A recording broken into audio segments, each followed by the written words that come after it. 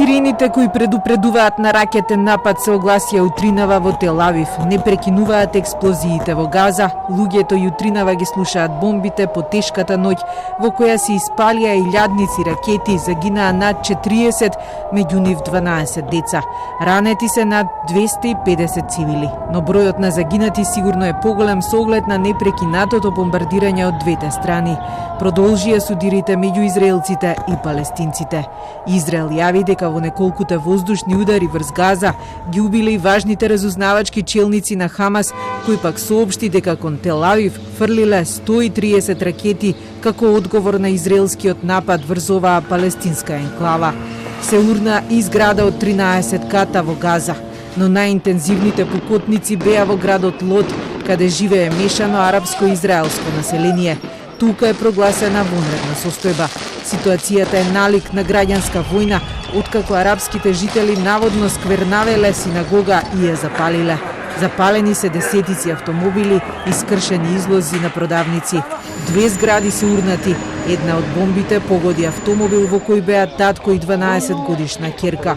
Луѓето се евакуирани и чекаат да прекинат насилствата, но според израелскиот премиер тоа тешко ќе се случи уште некое време. סיימנו עכשיו התייעצות והערכת מצב עם ראשי מערכת הביטחון. קיבלנו החלטות. חמאס והג'יהאד האסלאמי שילמו, ואני אומר לכם כאן, ישלמו מחיר כבד מאוד על התוקפנות שלהם. אני אומר כאן הערב, דמם בראשם. Од Хамас велат дека не се повлекуваат и ќе продолжат да враќаат. Но во централен Ерусалим луѓето излегоа на улица. Доста е со насилството, порачаа на протестите. We want to say, please stop this. Stop this violence. Stop this taking of lives of people. We don't want it anymore, not from either side.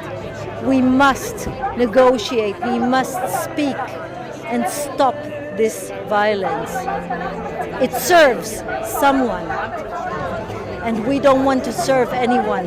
We just want to live a peaceful life. Насилствата следат по неколку неделни тензии во Ерусалим, што кулминираше во понеделникот кога повеќе од 300 палестинци беа повредени во судирите со израелските безбедносни сили пред џамијата Ал-Акса. Ова е најжестоката размена на огнот помеѓу Израел и Хамас од војната во Газа во 2014-та и меѓународната заедница стравува дека ситуацијата би можела да излезе од контрола. За попладне е закажана итна седница на Советот за безбедност на Обединетите нации на барање на неколку земји. Во понеделникот Советот не успеа да се договори за заедничка изјава. Источен Ерусалим е во срцето на израелско-палестинскиот конфликт затоа што и двете страни полагаат право врз него. Израел го анектираше во 1980-та и Ерусалим го смета за свој главен град, иако најголемиот дел од меѓународната заедница не го признава како таков.